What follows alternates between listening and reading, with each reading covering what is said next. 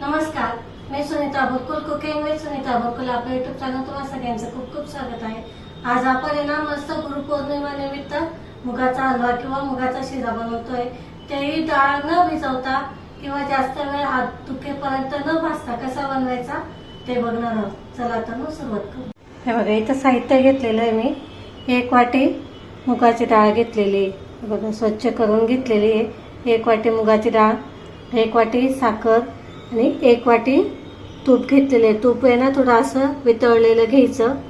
हे ना परफेक्ट असं प्रमाण आहे, जेणेकरून आपला हा हलवा आहे ना एकदम मस्त दाणेदार तयार होईल। त्यासाठी आता आपल्याला इथे 2 वाटी, ज्या वाटीने डाळ मोजून घेतली त्याच वाटीने 2 वाटी दूध घेतलेलं आहे। अर्धा वाटी पाणी घेतलेलं आहे। पाणी आणि दूध आपल्याला गरम करून घ्यायचं आहे। त्याचबरोबर इथे 2 चमचे रवा घेतलेला आहे, 2 चमचे बेसन पीठ घेतलेले आहे।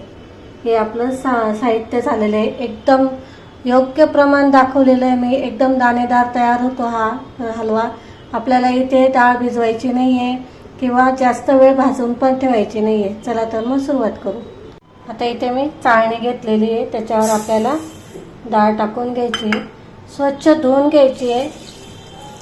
हे बघा, छान स्वच्छ धुवून घ्यायची, मस्त 2 ते 3 पाण्याने धुवायची।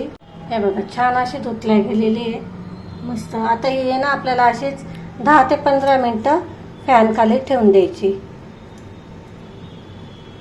बघा, आता इथे ना कढई घेतलेली आहे मी, त्याच्यावर आहे ना ही जी डाळ आपण स्वच्छ धुवून घेतलेली आहे ना, ही ना छान आता सुकली आहे, बघा बऱ्यापैकी सुकलेली आहे। आता ही आपण मध्यम ते मंद आचेवर मस्त छान अशी भाजून घ्यायची आहे।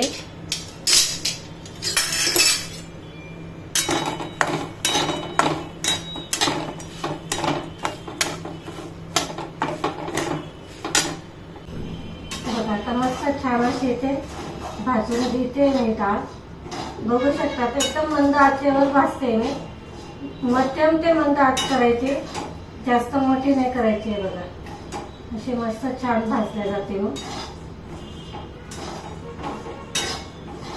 अजून एक 5 मिनिटं भाजू छान, म्हणजे मग छान अशी खरपूस लागते आणि मेन म्हणजे दाणेदार मस्त आपले त्याचा शिरा बनवून तयार होतो। मग इथे आपल्याला डाळ भिजवायची नाही, जास्त वेळ भाजायची पण नाहीये, हात दुखेपर्यंत नाही भाजायची। एक 5-10 मिनिटाचं काम आहे।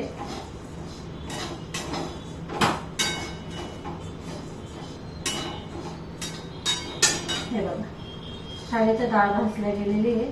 आता ही मी एका जाळीवर काढून घेते। जाळीवर काढून घेते। आता मी गॅस बंद करते।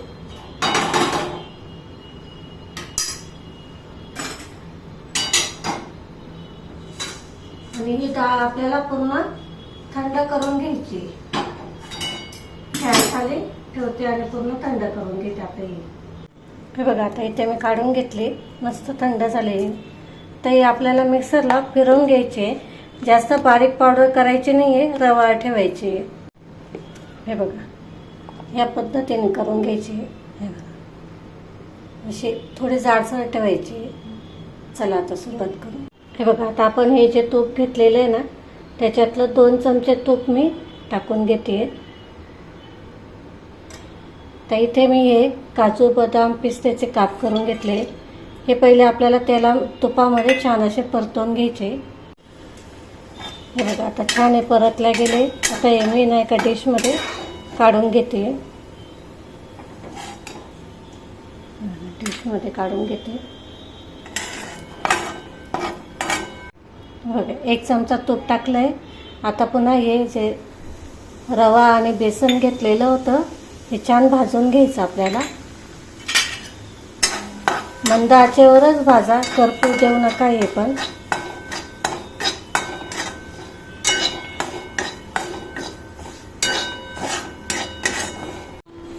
हे बघा, रवा आणि बेसन छान भाजलं गेलं। आता यामध्ये आपल्याला हे जे डाळ दळून घेतली आपण हे टाकून घ्यायचे।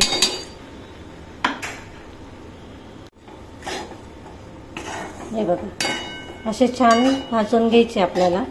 आपण पहिलेच भाजलेली आहे डाळ, त्याच्यामुळे जास्त नाही भाजायची.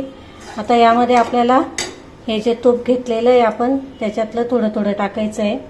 आता इथे मी 2 चमचे टाकते आहे. लागेल तसा टाकायचं आपल्याला. जास्त पण तुपाचा वापर नाही चालत करायचा नाही आपल्याला याच्यामध्ये. तसं तर मूग डाळीच्या हलव्यामध्ये भरपूर तूप टाकतात.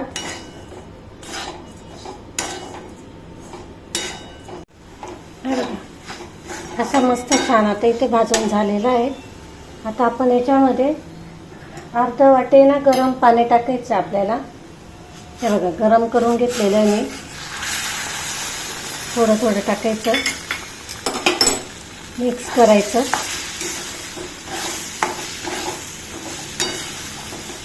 पाणी याच्यासाठी की छान असं दाणेदार बनून तयार होतो. हे बघा पूर्ण पाणी टाकलं मी.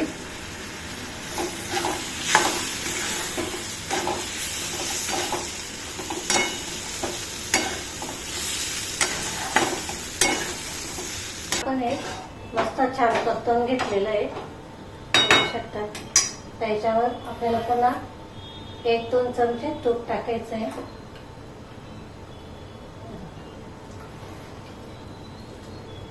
छान असं मस्त दाणेदार बनून तयार होतो.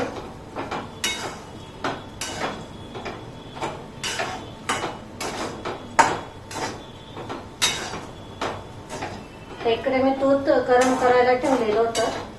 दूध पण छान गरम झालेलं आहे. इथे आपण 2 वाटी दूध घेतलेलं आहे. 1 वाटी मुगाची डाळ होती तर 2 वाटी दूध घेतलेलं आहे. एकदम योग्य प्रमाणे.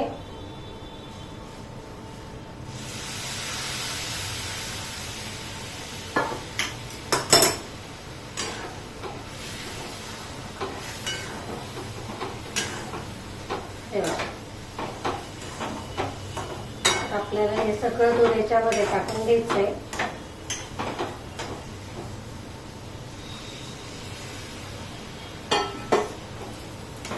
मस्त छान असा इथे आपला हलवा बनवून तयार होतो.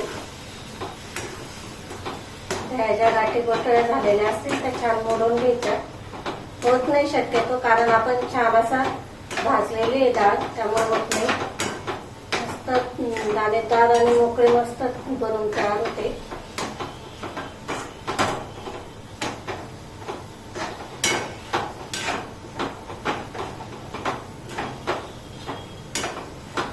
त्याच्यावर आपल्याला तूप टाकायचंय. बघा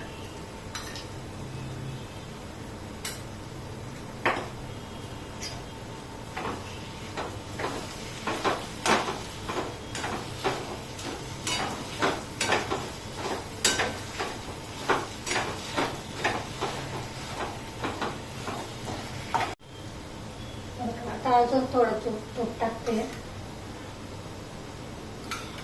आता हे जे एवढं तूप आहे ना 1 चमचा तूप हे आपण वरतून टाकायला राहतो. सगळं तूप आपण इथे वापरलेलं आहे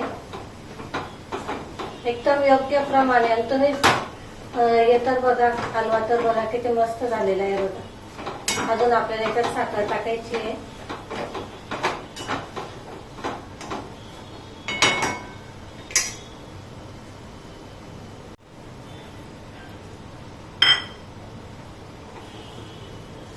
इथं भले साखरेचं प्रमाण तुम्ही तुमच्या आवडीनुसार घ्या.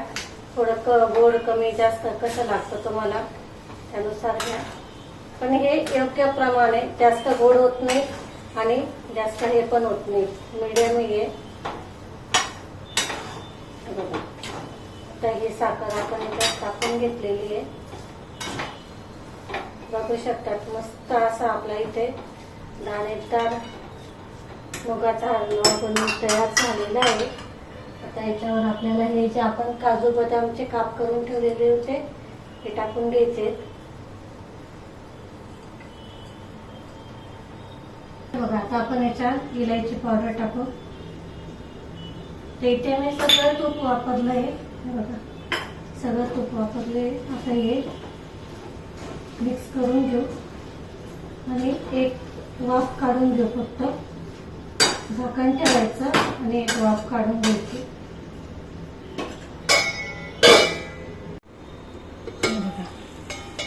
बघा काय मस्त झालेलं आहे. हा सगळं जे तूप टाकलेलं होतं ते सगळं वरती आलेलं आहे मस्त. हे बघा, बघू शकता तुम्ही किती मस्त झालेलं आहे. दाणेदार एकदम.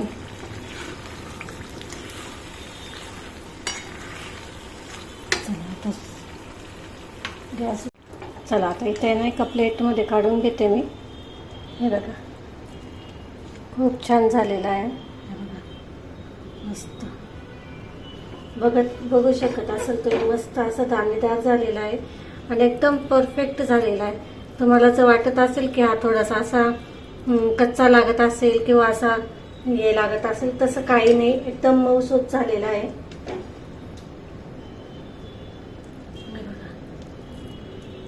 किती भारी कलर पण छान आलेला आहे. मस्त दाखवते तुम्हाला. छान असा कलर पण, दाणेदार पण झालेला आहे. बघा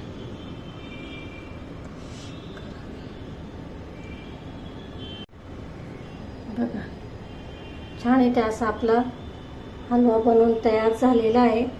डाळ न भिजवता, जास्त न भाजवता, तरी पण बघा किती मस्त छान झालेला आहे. दाणेदार एकदम. जवळून दाखवते बघा. हे बघा मस्त छान असा आपला मुगाचा हलवा बनवून तयार झालेला आहे. मूग डाळीचा खूप छान टेस्टी झालेला आहे. सुगंध तर एकदम घरभर दवळलेला आहे. खूप छान सोपा पण आहे बनवायला. अगदी 15 ते 20 मिनिटात बनवून तयार होतो. आणि इथे आपल्याला काही पिसवत भाजत घालायची अजिबात गरज नाहीये. खूप पटकन तयार होऊन आपण देवाला नैवेद्य दाखवू शकतो. उद्या गुरुपौर्णिमा आहे तर तुम्ही हा हलवा बनवून उपास दाखवू शकता. खूप छान टेस्टी लागतो. तुम्हाला जर व्हिडिओ जर आवडला असेल तर लाईक, शेअर आणि सबस्क्राईब नक्की करा. आपण अशाच नवीन रेसिपींसोबत पुन्हा भेटू. तोपर्यंत नमस्कार.